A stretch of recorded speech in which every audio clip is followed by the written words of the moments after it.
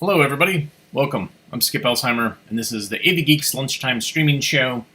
We just watched on the telecine here a Castle film, which is called Salute to the Navy, which repurposed a bunch of Navy World War II footage and kind of created a collage.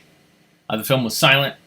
A lot of Castle films were silent, and this is because Castle films, as I've talked about in the past, their market was specifically home projection people. So people who had a projector for showing home movies. They could also buy Castle films and show them. And so there's a bunch of cartoons and cut down digest of silent films that Castle has, and then a bunch of newsreels. And most of them were silent because most people had silent projectors. Occasionally, you'll find one that has color. Yes, that has color. And occasionally, you'll find something that has sound. And Castle, I think, sold their collection to Universal eventually. So, some great stuff there. Chances are, if you go to a yard sale or antique store, you'll see a Castle film for sale every once in a while.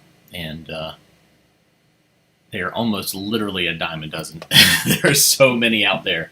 But they're still kind of great. And, people, when they want their home movies transferred, when we transfer people's home movies, they often say, well, can you also do this little cartoon too? And we're like, well, that's not really a home movie. And they're like, yeah, but I have fond memories of it. So there you go. This next film is Art of Seeing.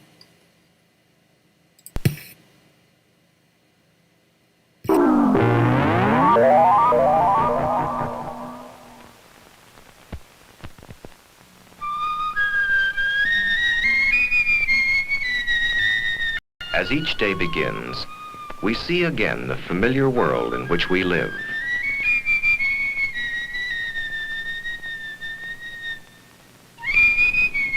We use our eyes in many ways.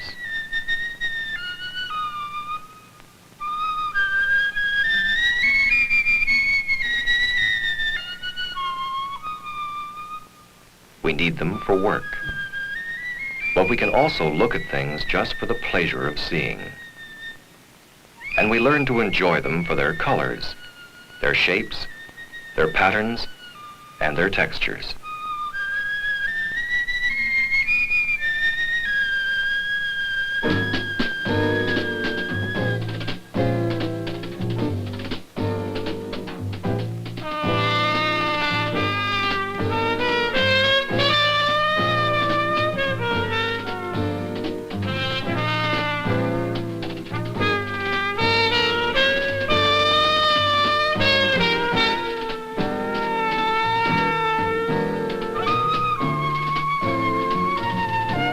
When we drive, we must watch the white line on the highway. We watch what other drivers are doing. We watch for highway signs and traffic signals. Usually we see little else because we concentrate on driving safely and we are moving so fast there is little time to look.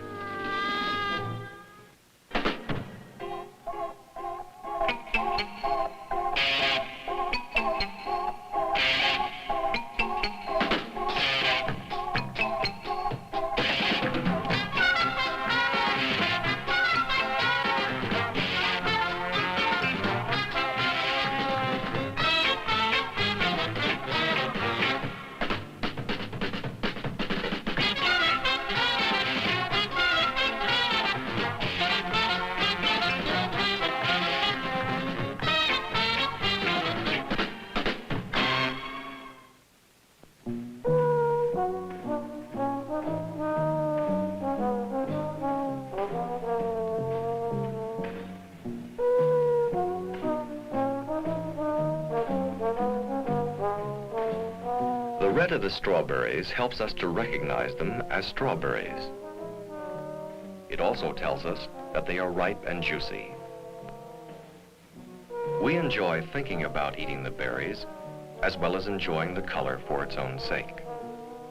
Filling our eyes with just a single color can give us pleasure.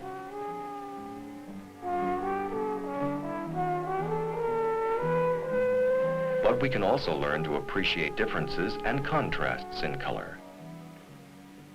Sometimes the contrasts are sharp. Each color makes the other seem brighter. Often there are many colors within a single object. Variations can also be found within a single color. When we see bright and subdued colors together, the bright colors attract our attention first, while those not so bright provide a background for them. In more subdued colors, we find richness and variety.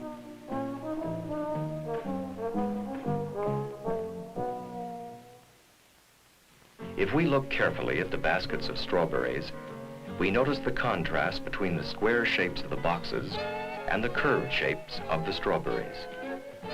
Many fruits and vegetables have simple rounded shapes.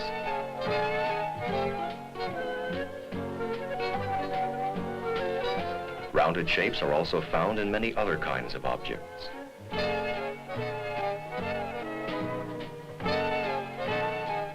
Though these shapes are similar, each is distinct from the others. We find sharper contrast between regular shapes and irregular shapes.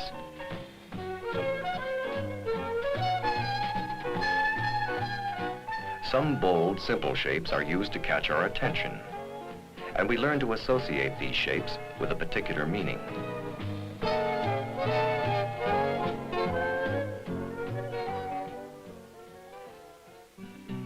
A repetition of shapes makes a pattern.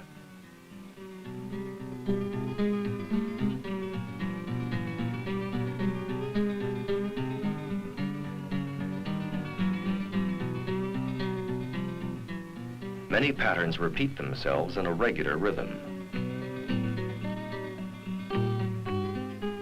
Other patterns are free and irregular.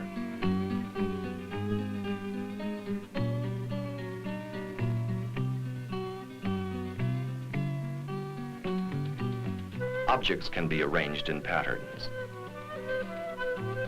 In buildings, too, when shapes are repeated, they form regular patterns.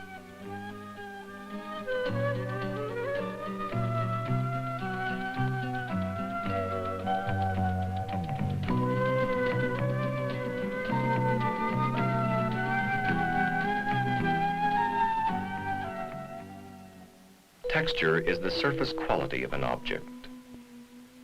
Strawberries have a special texture created by the small seeds on the surface. Some surfaces are smooth and slick, as though they are polished. Others have textures made by indentations on the surface. Some textures are bumpy. Some are hard or scaly. Others are soft and fuzzy. Just from looking at surfaces, it is possible to imagine how they feel.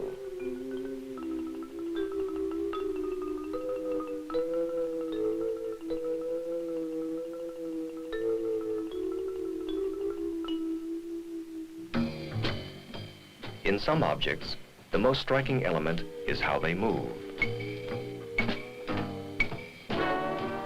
The movement of a bird in flight may alternate between vigorous flapping of the wings and long, clean glides.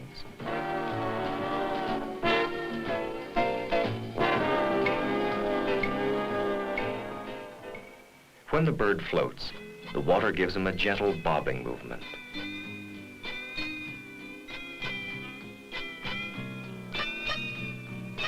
Sometimes water is still and quiet. But more often, it is moving.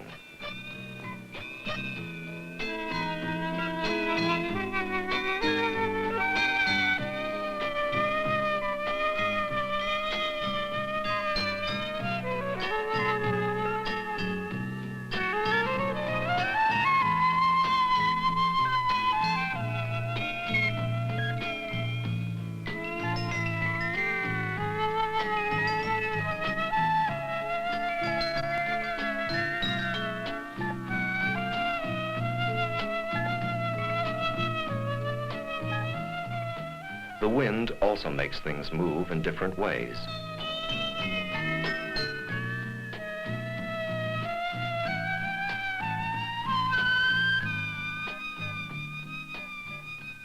Color, shape, pattern, texture, and movement are everywhere to be discovered and enjoyed.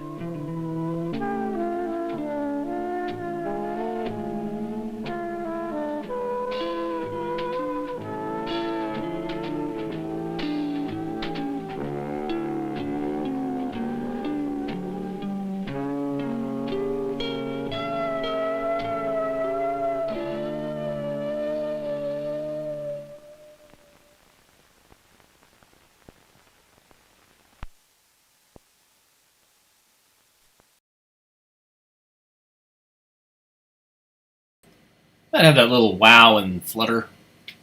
Some of the films from that I have in my collection are also available on the Internet Archive as part of their educational archives collection and educational films collection. So I'm like, oh, I can download that. And then I listen to it and go like, ugh. It has that problem. And the problem was that they scanned it on a scan station, which is a pretty great machine, but they ran it at 60 frames a second so they could do a bunch in a very short period of time. And there was basically a tension issue which caused the wow and flutter, and it just was exacerbated by running it so fast. So when it gets down converted, the wow and flutter just gets more. So there you go. Happy that you know that. Somebody requested this. Well, didn't request it. They mentioned it. And I don't think I've shown this. I looked at my notes. I looked other places to see if I'd shown it, and I don't think I have. This is from my friends at the Oregon Archive. We scanned this. It's Safety Saves.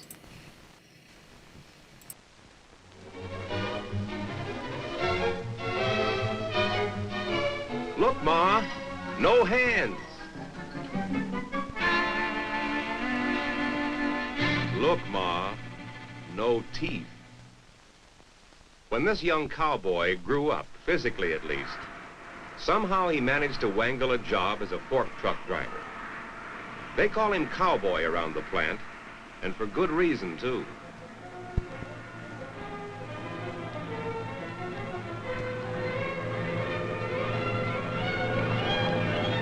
Hey there! Look out!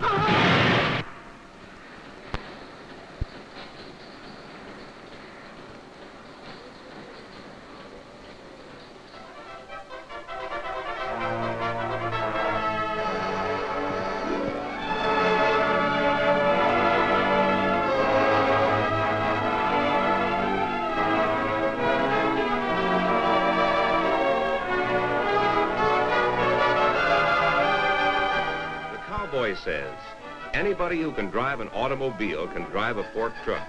That's right. But only a screwball would do it the way the cowboy does it. It's as easy as rolling off a log or a loading dock for that matter. Some fork truck cowboys die young. May they rest in peace. Certainly there was no peace on the job when they were alive. Unfortunately for the rest of us, most of the fork truck cowboys live long and die hard and give everyone who works around them a bad time. Cowboy tactics don't achieve anything either, except a broken neck maybe. There's a safer way, much easier too. Set up an obstacle course like this. Practice a little and find out for yourself. This looks like a mechanized performance of Ring Around the Rosie, doesn't it? And it's every bit as simple, too, when you get the hang of it. Then try this one. After a few shots at it, you'll surprise yourself how easy it is. You don't have to cowboy a fork truck around to make time with it. Smooth, accurate driving and good judgment are all it takes.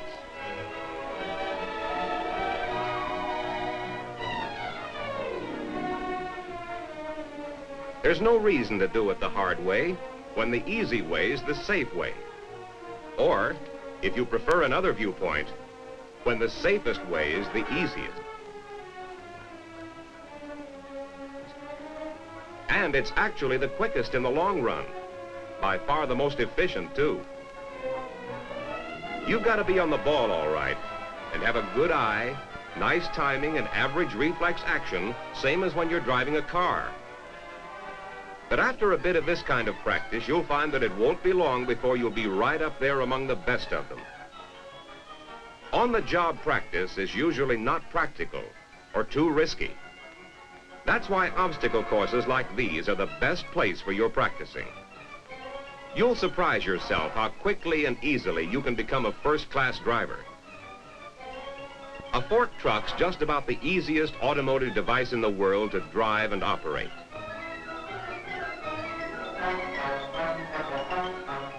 Anybody who's physically and mentally capable of driving an automobile can learn to drive and operate a fork truck with just a few hours of practice and competent instruction.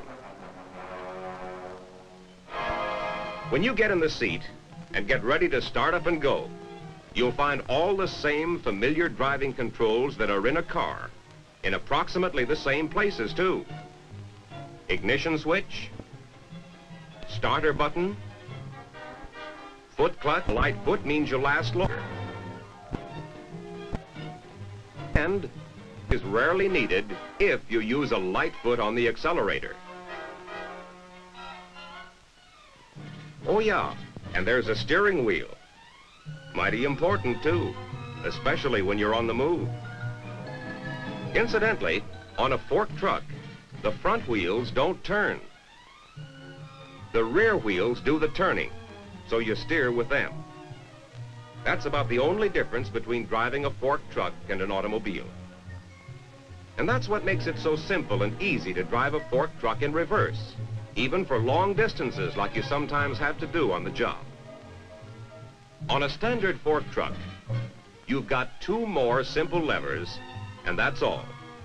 Tilt and lift. Push the tilt lever forward, the uprights tilt forward. Pull the tilt lever backward, the uprights tilt backward. Pull the lift lever, up go the forks and the load. Push the lift lever, down they come again.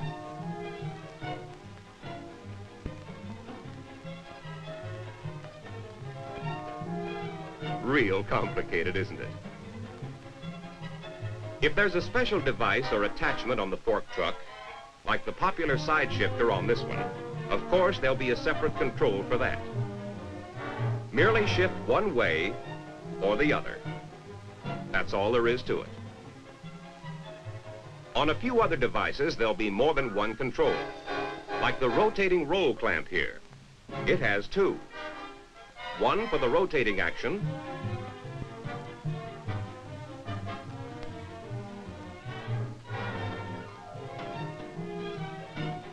and one for the clamp action.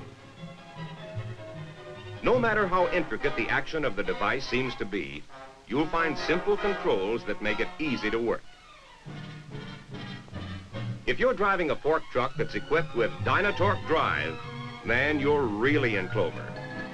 No gear shift, just a high-low speed range selector, the Dynatorque pedal which controls power variations for inching in tight quarters, a simple switch for forward and reverse, and the accelerator. How about that? Smooth, eh?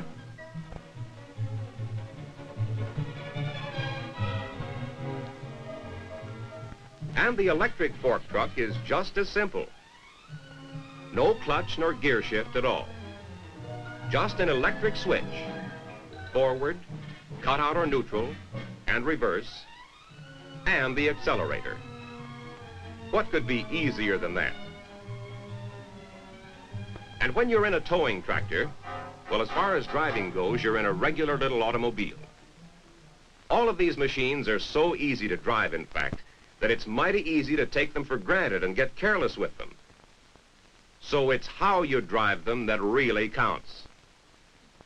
And that starts with how you take care of them.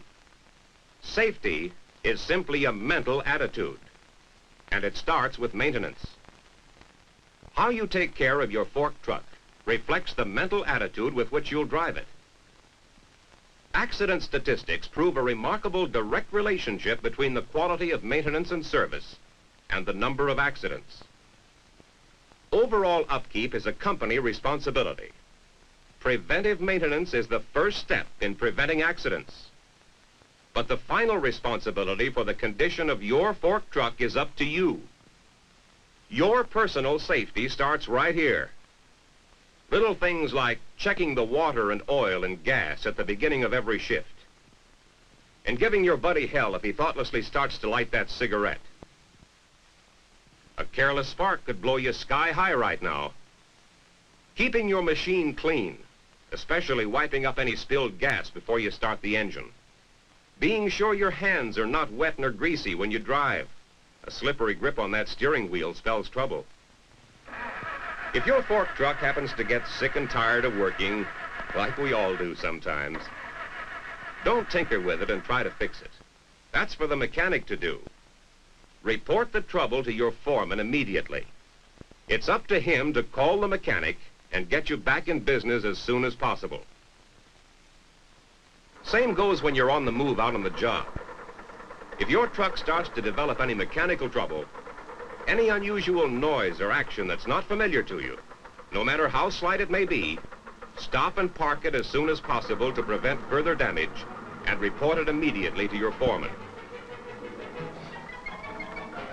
Whoa there, willy-nilly. Being just half right is the same as being half wrong.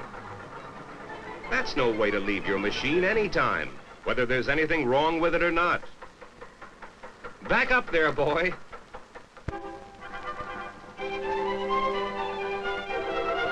Now you're using your head.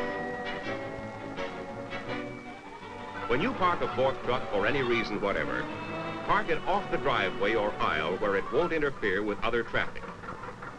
And whenever you're going to leave the driver's seat, even if it's just for a few seconds, lower the forks flat on the ground or floor.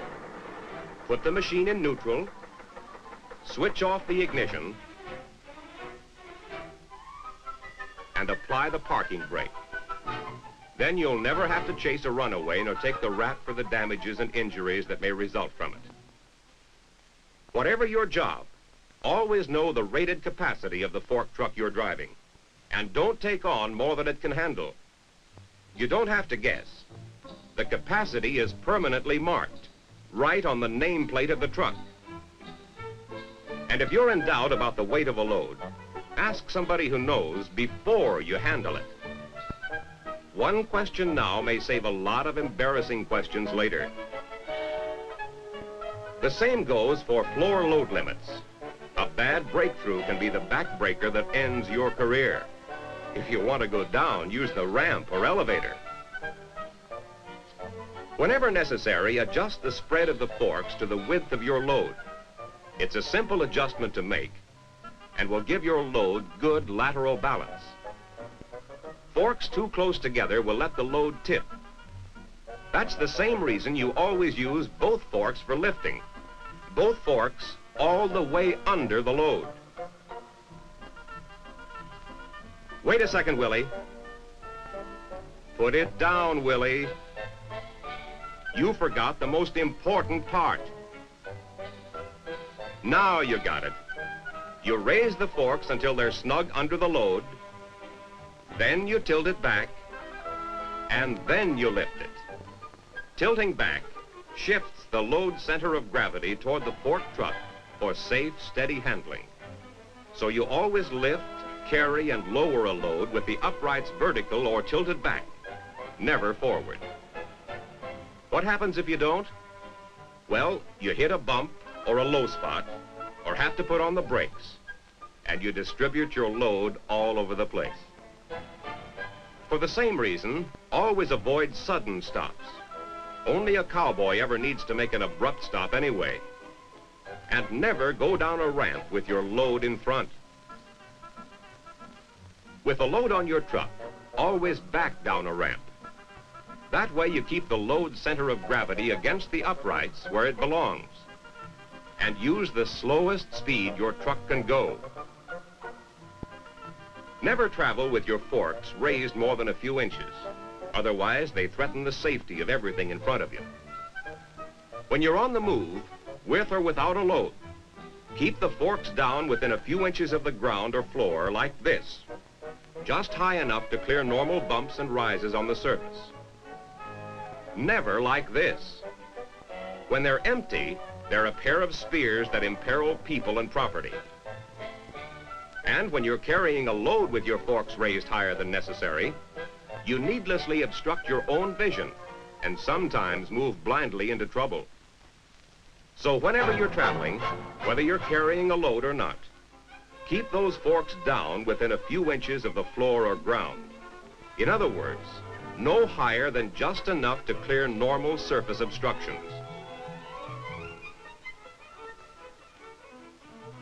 Sometimes, even with the forks down close to the ground, a high or wide and bulky load will still obstruct your forward view.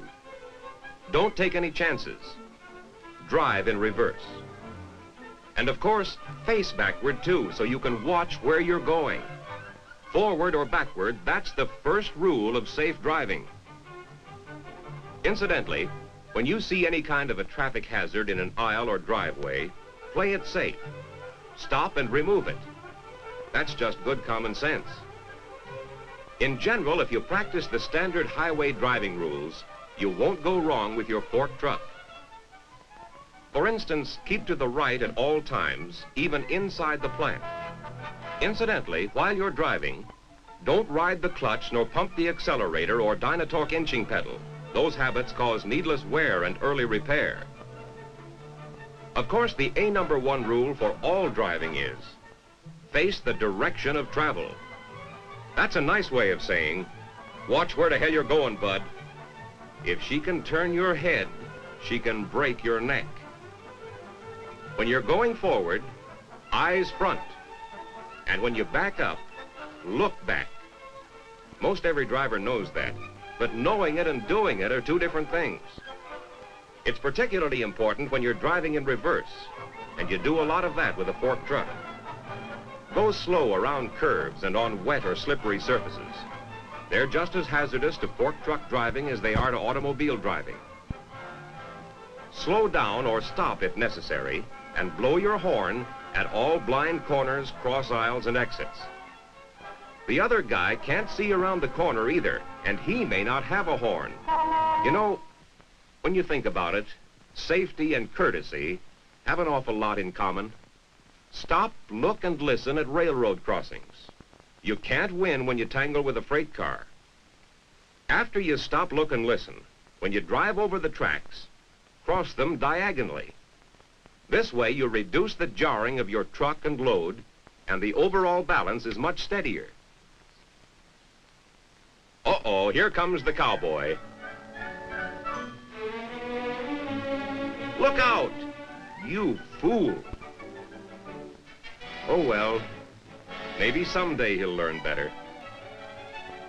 Of course, while he's at it, he may ruin himself, or worse yet, somebody else. Always drive at least 3 truck lengths behind other vehicles. Willie, we said at least 3 truck lengths. Look out, Willie! For you, we'll have to make a special deal. At least 6 lengths behind from now on. With only half your wits about you, you need twice the distance. Another thing, absolutely no riders on the forks or on the truck. Picking up hitchhikers is a mighty dangerous practice. Don't let them tempt you, Willie. We know it's tough to have to turn them down. Takes plenty of willpower, all right. And don't use your fork truck as a personnel elevator unless... Now, cowboy, is that nice? Guess it is pretty nice at that. Especially from your viewpoint. What we started to say was, don't use your fork truck as a personnel elevator unless the worker is on a safety platform securely fastened to the forks. Never on a loose pallet or on top of a load or on the bare forks, where one slip could mean his neck and your, well, you'd be up to it in trouble. Remember, your fork truck steers from the rear, so you have to watch rear end swing whenever you're near people or property. And if you have an accident, no matter how minor it is, don't try a hit-and-run play. Willie, that wouldn't have happened either if you'd lowered those forks. Report it to your foreman immediately and be done with it. And of course, if the accident involves personal injury, don't fail to make a full written report as soon as possible. Not this soon, however. If you want to keep your hands and feet, and who doesn't, keep them where they belong. Inside the running lines of your truck and out from between the uprights. Pull in that foot, Willie, and keep it where it belongs. When you're operating a powered hand truck, steer clear of jam sessions. Don't get yourself between the handle and anything it can pin you against. For instance, this cannot happen if you back the truck into position instead of leading it in. Here's another kind of jam session to stay away from. Trying to bring too heavy a load down a ramp with a towing tractor. A load that's well within its drawbar capacity may be too heavy for its braking power on a downgrade. If the trailers don't jackknife and pile up on top of you, they may shove you into an accident at the bottom. With any size load, before you drive onto the top of a ramp, shift to the slowest possible speed. And keep it that way until the last trailer clears the bottom of the ramp. Always watch for unstable loads and stacks. If you can, fix them before you try to move them. If you can't fix them, don't move them, and report them to whoever's responsible for them. Always watch overhead clearance, or you might bring down the house right on top of your head. Watch for sprinkler heads, too. There's a time and a place for your shower bath, and this ain't it.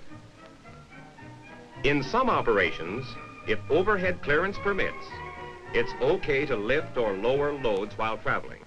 Otherwise, no. Willie, stop! Didn't you hear what we just said, boy? If overhead clearance permits. What about that beam? Want the load on your head? Use care and caution when high tiering. There are no profits in falling stocks, especially when you're the target. Why run the risk of having this happen to you when an overhead guard and load safety rack will prevent it? If you drop a heavy load fast and stop it suddenly, you unsettle the load. The rear end of the truck bounces and you lose steering control too. Lower loads slowly and stop them gradually. Saves wear and tear on your truck, the load, and your reputation as a driver. Never push nor butt a load into position with the forks or the rear end of your truck. Your fork truck's not a bulldozer, and the shock treatment can't possibly improve the load. About all you can accomplish is to play hell with the merchandise and the boss's temper. Keep clear of the edge of a loading dock. Sky hooks are not included among the many special attachments for fork trucks. Stay as far away from the edge as conditions permit, and keep your eyes peeled for the slightest hazard. One slip when you're too close to the edge, and you'll be on your own, flat on it, probably with your fork truck on top of you. Know what happened to another cowboy who came out too fast like that once? Nobody told him they'd moved the boxcar while he was in the warehouse. They never did get to tell him. Before you load or unload a highway truck or trailer, block the wheels and set the brakes. A carrier that goes AWOL can leave you and your perch in the lurch. Elementary, you say? Yep, that's right. This guy never bothered with such trifles, though.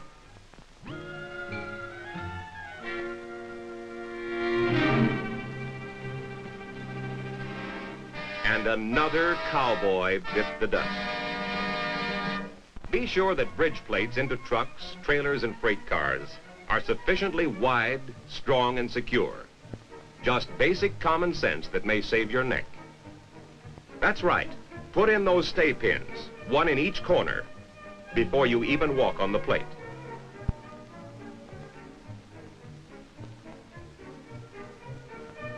Here's what happened to one guy who forgot. He won't be home tonight. Nevertheless, if you take the correct precautions, use common care and common sense, you'll find few jobs easier and safer than driving a fork truck. The fundamentals of good driving are always the same. Be careful, cautious, and alert. Be on your toes and use your head. And above all, don't daydream.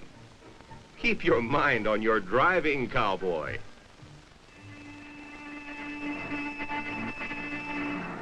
We know, Willie. We're thinking the same thing right now, but... Willie, watch where you're going! Well, so long for a while. If you live long enough, Willie, you'll learn what every good driver already knows. That only fools break safety rules.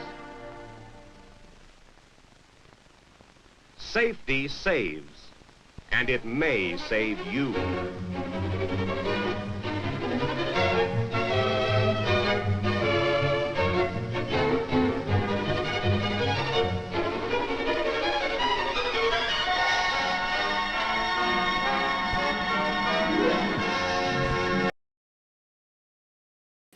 Wow. It was long, but that's a crazy film.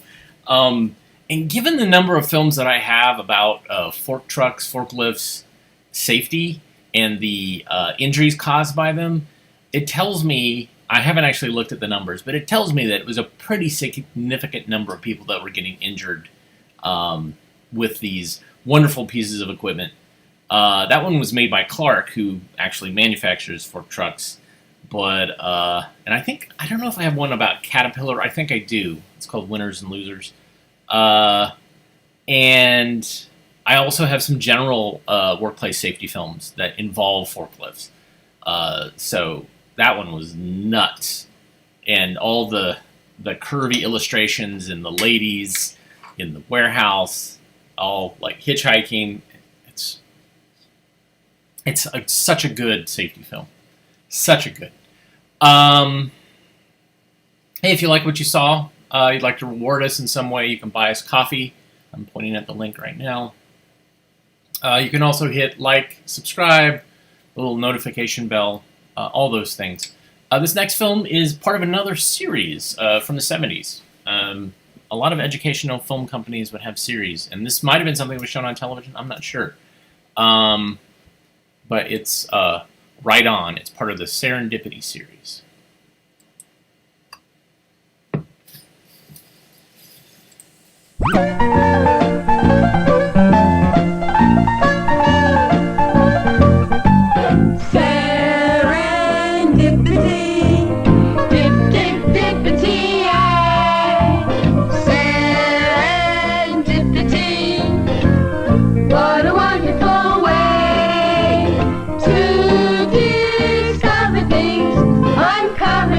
Unexpectedly, we sometimes find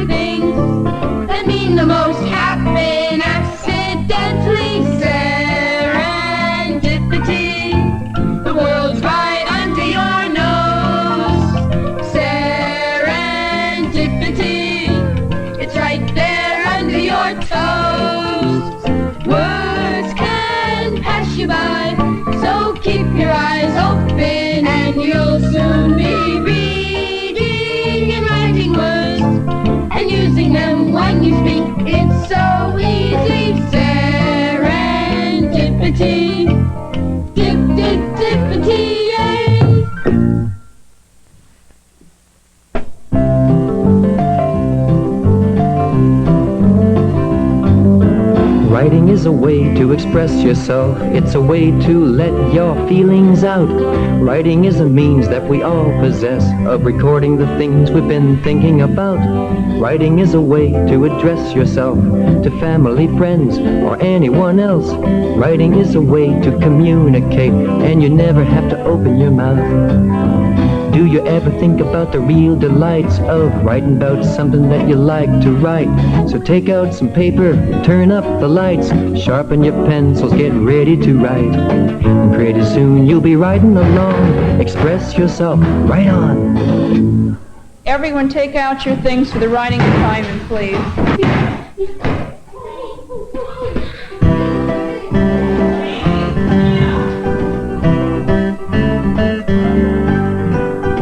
I'm sick of writing.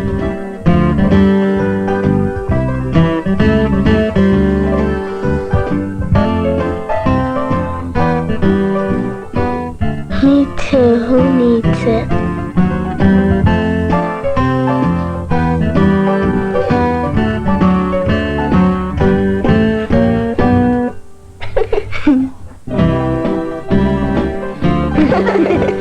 I'm sorry.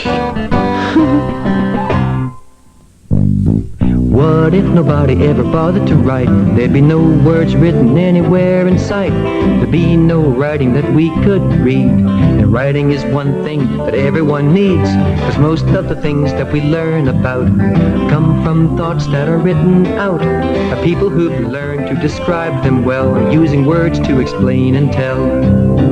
Do you ever think about the real delights of writing about something that you like to write? So take out some paper, turn up your lights, sharpen your pencils, get ready to write. Pretty soon you'll be rolling along. Express yourself, write on. We're going to be making scribble funnies, so you are to make scribbles with dark line. Look for an animal and outline it in dark crayon. And after you've outlined it, you may color it and then write a short story.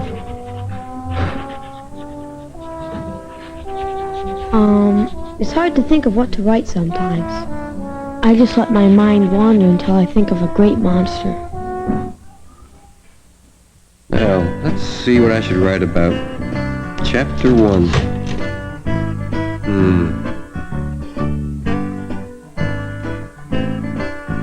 First, I've got to think up the characters. Puppets. God! That looks like a beauty parlor lady.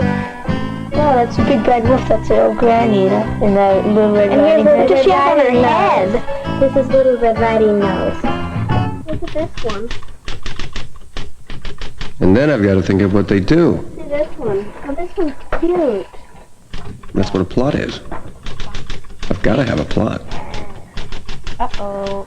You gotta chase me. Got you. It got me.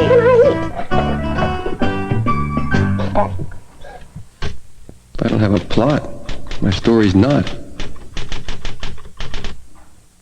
Yeah, I've got an idea. For someone to read, it takes someone to write. Someone like you when you sit down to write. The paper and the pencil and eraser in hand. It's all so simple when you understand. We write with our hands, but mostly our minds. And sometimes our thoughts seem to lag behind. So when it gets difficult to concentrate, just sharpen your pencil and wait. Time to think again about the real delight it's gonna be when you know what you're gonna write.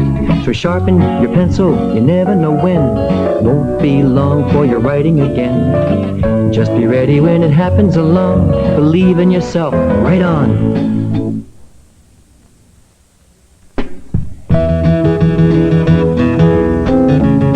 I guess if someone can't read what you've written, you might as well not have written it.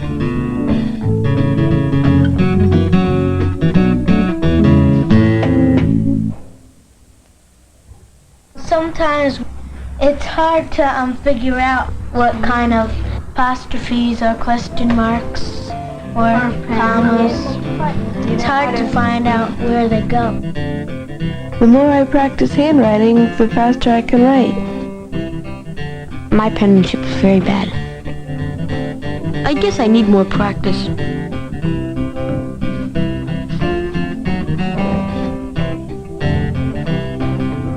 I always try to remember to dot my I's and to cross my T's.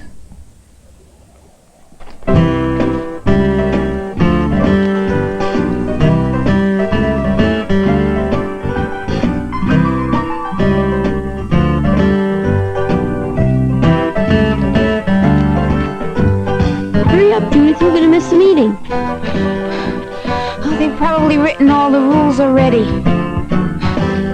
I have something I want to add.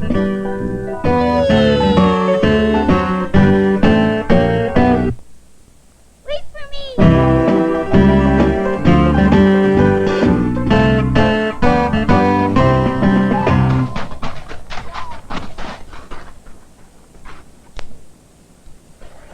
Hi! Hey, you're late. Where you been? We had to ride up the hill on our bikes, you know.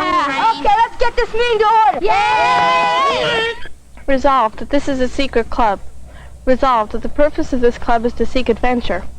Resolved that this is a club with no name so that we can keep it a secret. Resolved the club will meet here once a week. Resolved that there will be absolutely no fighting. Is that okay?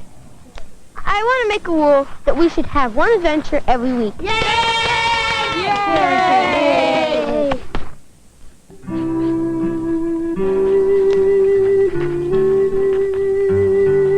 Okay, let's sign it.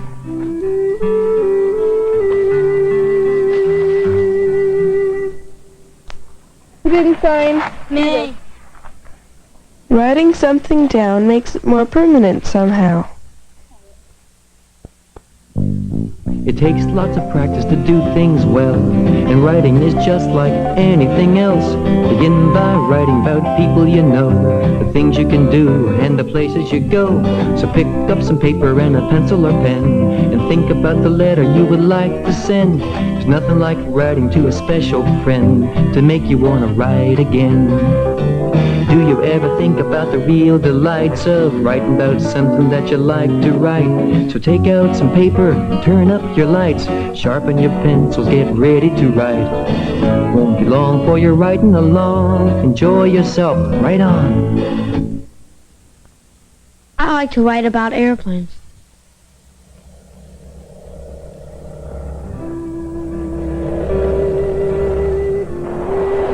I like to write about the sea.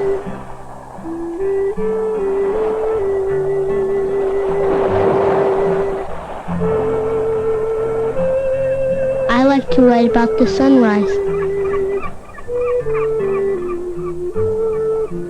I saw a bird way up high. He was very pretty in the sky. He flies very pretty, I do say. I hope my bird does not fly away. I like to have words rhyme. Let's see. What rhymes with dinosaur? Writing tickets is a part of my job. Sorry. I love to write in my diary. They're my own secret thoughts. Don't peek.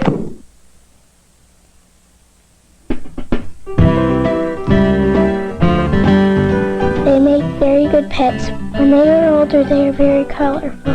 They can change color also. He grows smaller instead of bigger. And when he is small, he dies.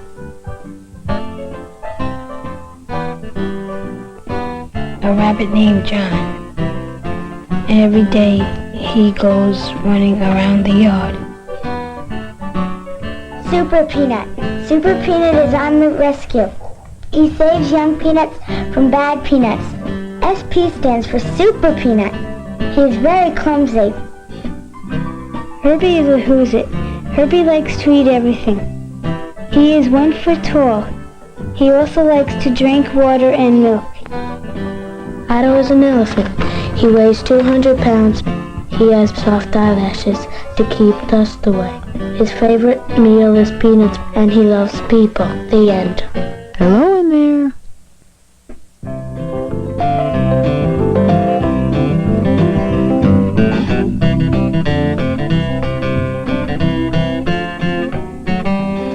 Can you fly that thing? I certainly can. Are you sure? Of course I'm sure. Will you do us a favor? That really is better. It's gonna cost you.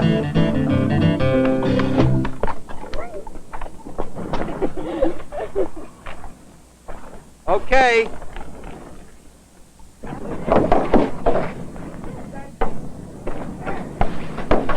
Okay. There you go now. You comfortable back there? Yep. Okay, we're cleared for takeoff. Here we go.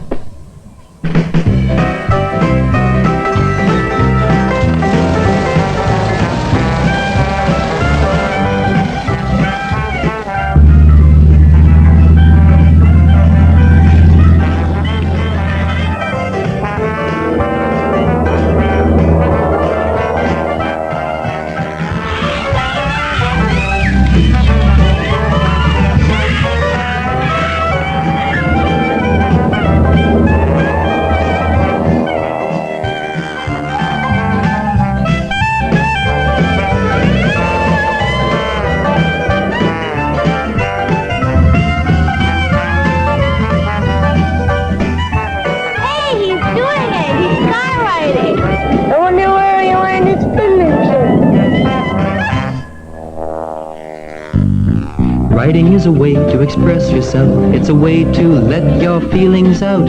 Writing is a means that we all possess of recording the things we've been talking about. Writing is a way to address yourself to family, friends, or anyone else. Writing is a way to communicate, and you never have to open your mouth. Can you just imagine all the real delights of boarding an airplane that's ready for flight? So climb inside and strap yourself in. Won't be long before you're up for a spin. Pretty soon you'll be winging along. Enjoy yourself, right on. Express yourself, right on. Progress yourself, right on. Impress yourself, right on. Express yourself, right on.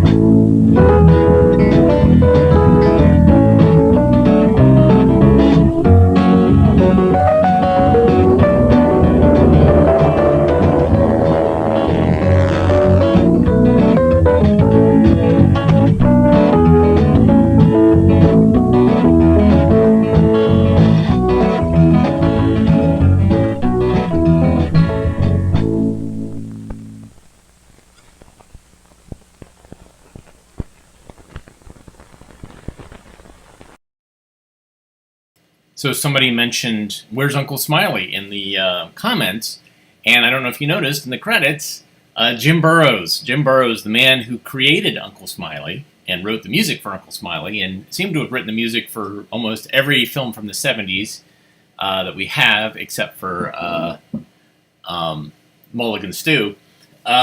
So that kind of catchy, annoying song that was going throughout this, Jim Burrows, man, that guy, he got around. So great. I should mention this, couple of things, a couple of notes. One, tomorrow I'm doing 2 shows. One is our regular lunchtime show for the East Coast, and then we're doing a West Coast show for folks in EMEA.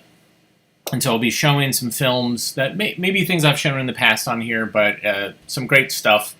I think the theme is going to be titles of films and how misleading they can be, and how pleasantly surprised I was with films of the most mundane titles. So that's tomorrow at 3 p.m. Eastern Standard Time, and of course I'll be doing my 1 o'clock show as well. The other thing is, of course, yes, give us coffee. We love coffee. It's helping clear out the pollen, all that caffeine. Hit like, subscribe, go to avgeeks.com for more stuff. And I have been challenged by the Found Footage Festival guys. I don't know if you've been following Found Footage Festival recently, but they've been doing this tournament trying to find toe-tapping songs. And they've been having this kind of competition amongst themselves about trying to find the catchiest earworm songs. And so they've challenged me, and I'm not sure how it's going to exactly play out. I need to confirm with them. But we might do a mini challenge here where we pick amongst you guys, like what we think is the best songs to take to their tournament. And we'll probably have them on as guests, and it'll be a whole thing. Because, this is a great way to kind of go through and say, like, all right, well, here's the films that we want. So be thinking about that. Mention in the comments if you want some tunes that you think would be up there. Is it an Uncle Smiley song? Is it something from Telezonia? Is it the film that we just saw? I don't know. Those are things to kind of think about. But thanks for tuning in today. As always, it's great to show you this stuff, the ludicrous safety films, and other things. Join us again tomorrow, 1 o'clock, and we will watch more stuff. In the meantime, take care of yourself. Please rewind. Love each other. Peace sign and smiley face with eyelashes. And we will see you tomorrow. Bye-bye.